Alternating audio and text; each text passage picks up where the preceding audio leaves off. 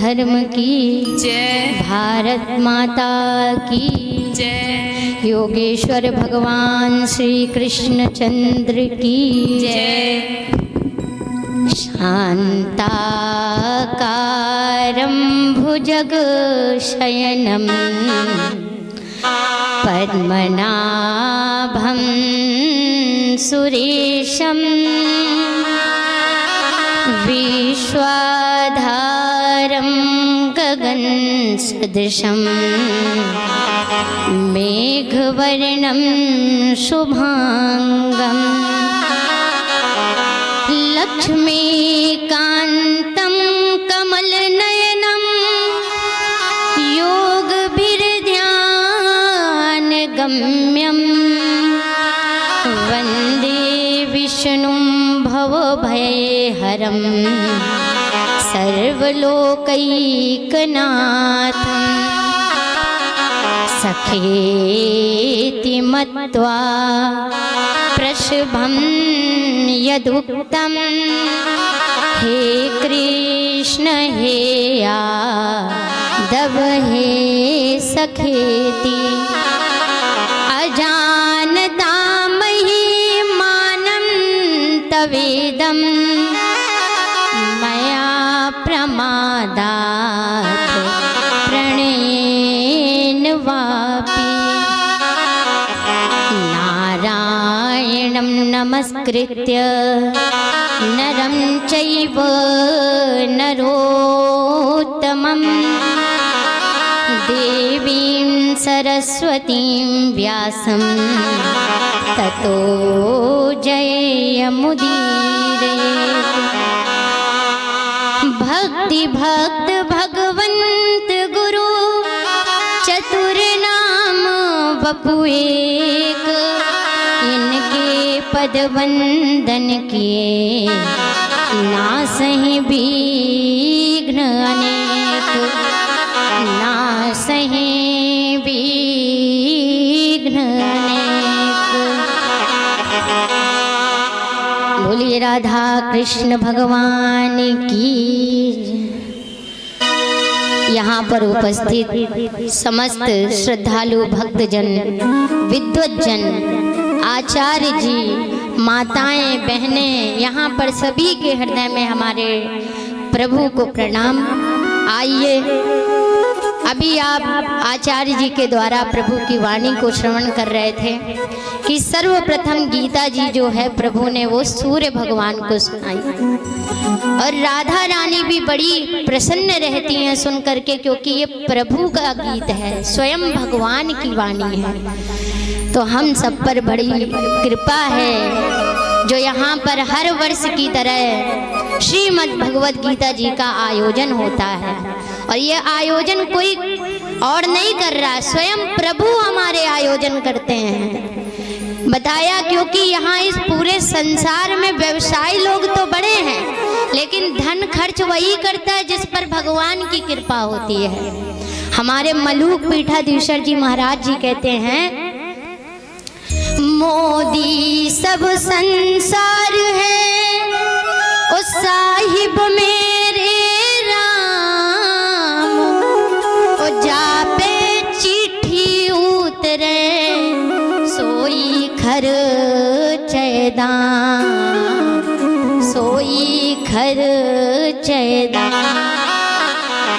ना जाने कितने बिरले लोग यहाँ पर हैं जो बड़े धनी हैं, लेकिन उनका धन प्रभु के आयोजन में तभी लग सकता है, सत्संग में तभी लग सकता है जब प्रभु की कृपा होगी। तो ये आयोजन कौन कर रहा है? साक्षात भगवान श्री कृष्ण चंद्र करते हैं। जो हर वर्ष गीता जी का आयोजन होता है, जो राम कथा, श्री कृष्ण कथा, ये स्वयं प्रभु ही कराते हैं। जापे चिट्ठी उतरे सोई खर्चे दाम।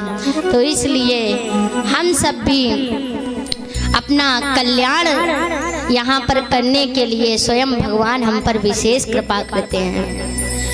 स्वामी राम सुखदास जी महाराज जी ने गीता जी में लिखा है कि यदि गीता जी जैसे ग्रंथ से हमारा परिचय हो जाए यदि गीता जी हाथ में आ जाए तो उसको फिर संशय नहीं करना है कि हमारा कल्याण होगा कि नहीं होगा।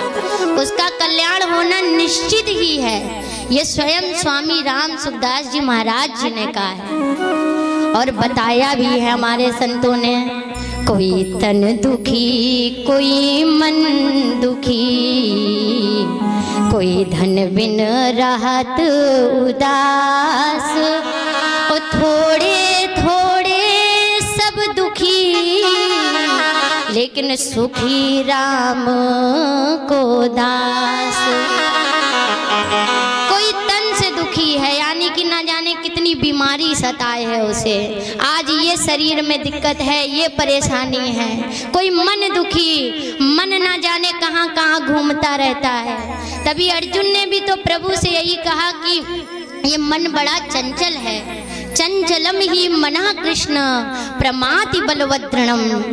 प्रभु ने बताया, कहा किस तरह हम अपने मन को शांत करें, क्योंकि ये इंद्रियां बड़ी विचलित होती हैं। और कल हमारे श्री ध्रुव चैतन्य जी महाराज जी ने भी वो श्लोक उठाया था जो श्रीमद् भागवत महापुराण में देवहूति माता ने भगवान कपिल से कहा है, जो आज साक्षात पुत्र रूप में आए हैं। तो कहा कि हम इन दुष्ट इंद्रियों से ऊब गए हैं। तो बताया कि कोई मन से दुखी है, कोई तन दुखी, कोई मन दुखी, कोई धन बिन राहत उदास। कोई धन से दुखी है कि हमारे पास धन नहीं है, और थोड़े थोड़े सब दुखी, लेकिन गोस्वामी जी महाराज जी कहते हैं सुखी राम को दास। सुखी तो राम का दास बन जाने में है।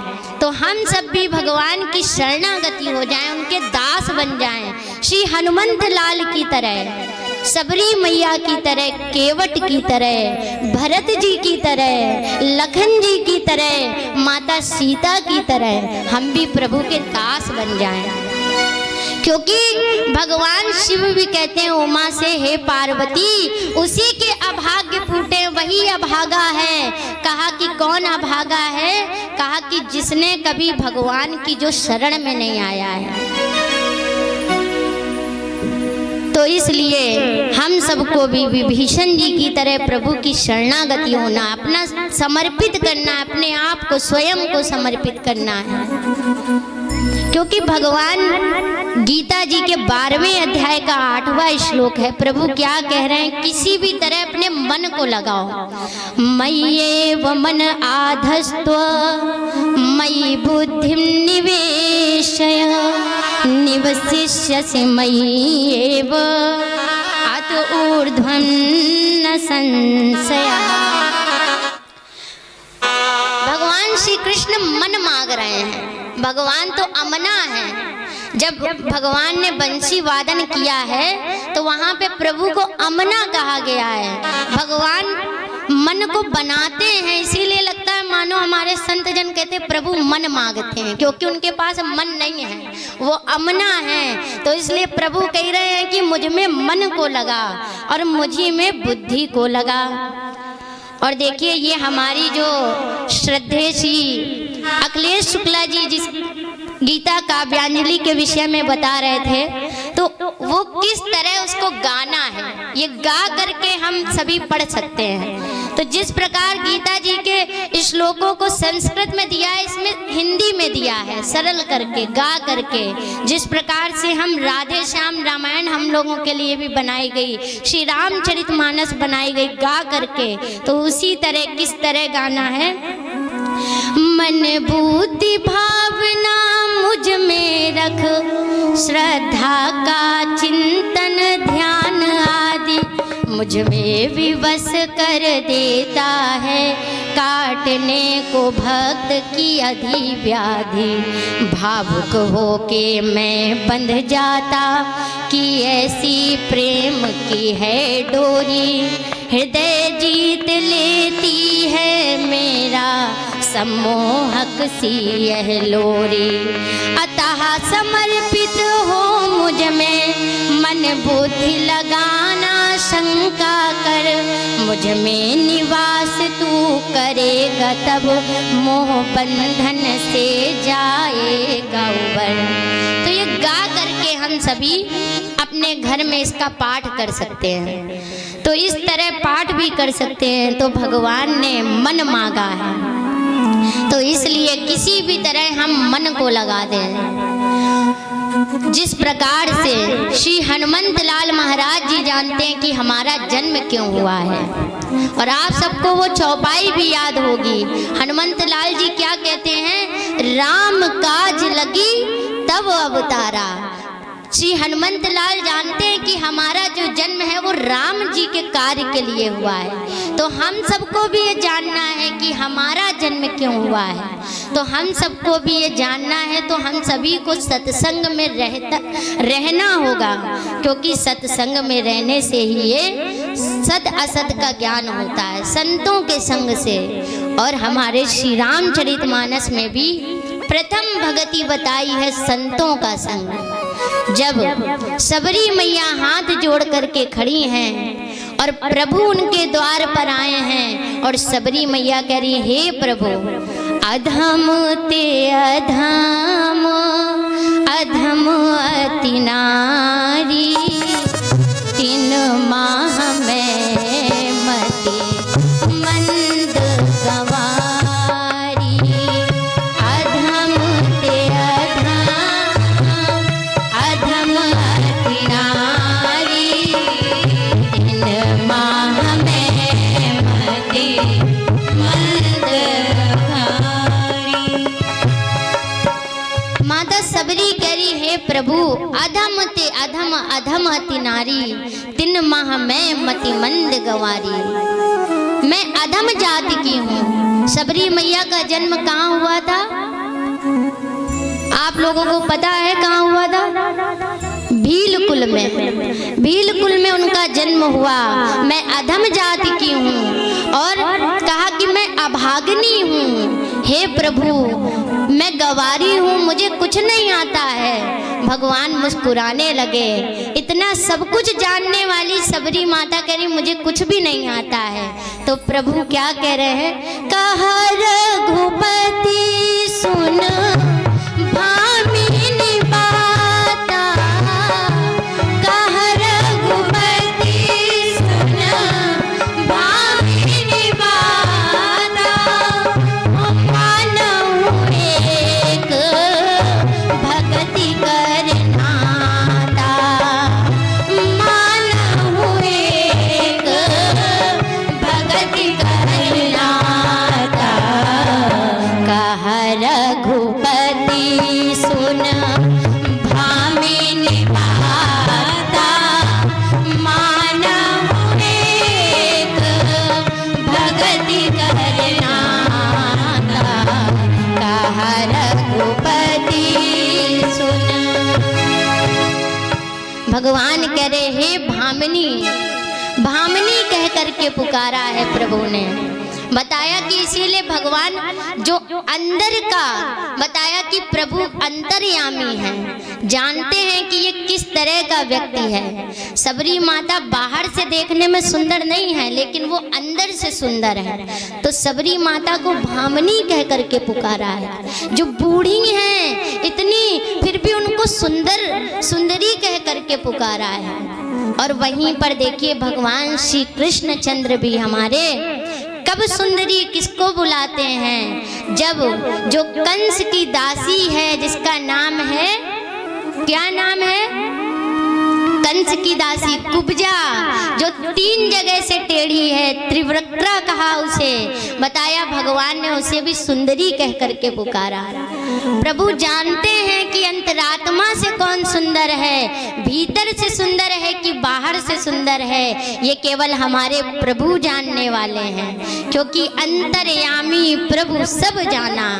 हम बाहर से तो छुप सकते हैं, लेकिन अंदर से नहीं छुप सकते हैं। अंदर वो बैठे हुए हैं।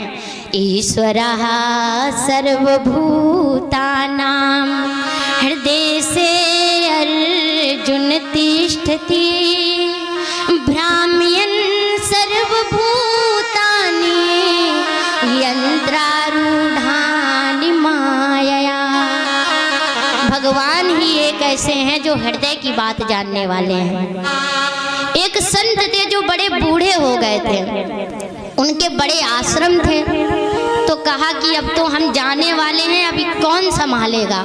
तो दो शिष्य थे, आपस में झगड़ा होने लगा कि हम संभालेंगे गुरुजी, हम संभालेंगे। तो कहा कि चलो अभी हम परीक्षा ले लेते हैं। दोनों शिष्यों को बुलाया तो कहा हम ये दो फल दे रहे हैं और उन फल को ले जा करके ऐसी जगह रखना जहाँ कोई देख ना पाए। तो एक शिष्य गया, बड़ा ढूंढा खोजा, कहाँ रखे। एक कमरे में जा करके उसने मुख के अंदर खा लिया, कहा यहाँ कोई देखने वाला नहीं है। लेकिन जो दूसरा वाला था वो जा करके खोज करने लगा, कहाँ रखें। उसे तो सर्वत्र प्रभु के दर्शन हो रहे थे, वो सर्वत्र प्रभु के दर्शन कर रहा था। कहा कि यहाँ भी प्रभु हैं, इस पत्थर में भी प्रभु हैं, हम जहाँ जहाँ जाते हैं वहाँ भगवान के दर्शन हो जाते हैं। तो वो फल लेकर के लौट आया। तो जब गुरुदेव जी के पास आए तो फैसला हो गया, कहा कि ये शिष्य जो है इसी को हम सब कुछ दे देंगे, जिसने समझा कि सर्वत्र प्रभु हैं। और उसने क्या किया, वो सुनता तो था लेकिन उसने सुना नहीं था सही ढंग से। हमारे संत डोंगरे जी महाराज जी कहते हैं कि यहाँ पे श्रोता तो आते हैं लेकिन 3 प्रकार के हैं। कहा कौन कौन से? कहा एक तो श्रोता हैं जो सुनते भी हैं और घर में जा कर के मनन भी करते हैं, चिंतन भी करते हैं। प्रभु ने उनको श्रोता कहा। संत डोंगरे जी महाराज जी कहते हैं 3 तरह के हैं श्रोता। एक तो श्रोता है, एक सोता है। वो आते हैं, उनको घर में तो सोने को मिलता नहीं है, तो वो कथा में आकर के सो जाते हैं, उनकी नींद बढ़िया हो जाती है। तो कहा कि एक सोता है। और तीसरा कौन है? तीसरा सरौता है। कहा जिस प्रकार से पान वाले अपने पास रखते हैं सुपारी काटने के लिए, कहा कि एक सरौता है, अगर आ भी गया तो बक बक बक बक उसकी चलती रहती है। जिस प्रकार से कल महाराज जी भी कह रहे थे, इसने प्रवचन दिया तो पर पता नहीं कैसा, तो वो सरौता हैं जो आकर के केवल यही देखते हैं किसने अच्छा प्रवचन दिया, किसने क्या गलत बोला, क्या सही बोला, तो वो सरौता हैं। तो इसलिए हमारे एक संत ही हैं जो कृपा करने वाले हैं। तो सबरी मैया को प्रभु जानते हैं कि सबरी माता आप भीतर से भी सुंदर हैं और बाहर से भी सुंदर हैं। शूर्पणखा कितना सुंदर वेश बना करके आई, जो कहती तुम सम पुरुष न मोह सम नारी, लेकिन भगवान ने उसकी ओर भी नहीं देखा।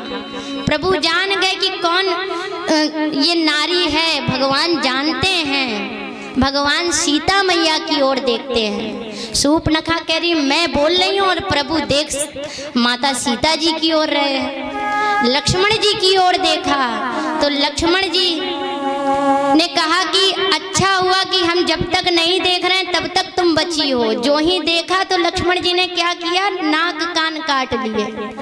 तो भगवान जानते हैं हम सबसे छुप सकते हैं लेकिन भगवान से नहीं छुपा जा सकता है। तो इसलिए हम सब जिस जैसे भी हैं उसी तरह प्रभु की शरणागति हो जाएं, क्योंकि प्रभु कह रहे हैं निर्मल मन जन सो मोहि पावा, सो मोहि पावा, मोहि कपट छल छिद्र न भावा, निर्मल मन जन सो मोहि पावा, सो मोहि पावा, मोहि कपट छल छिद्र न भावा,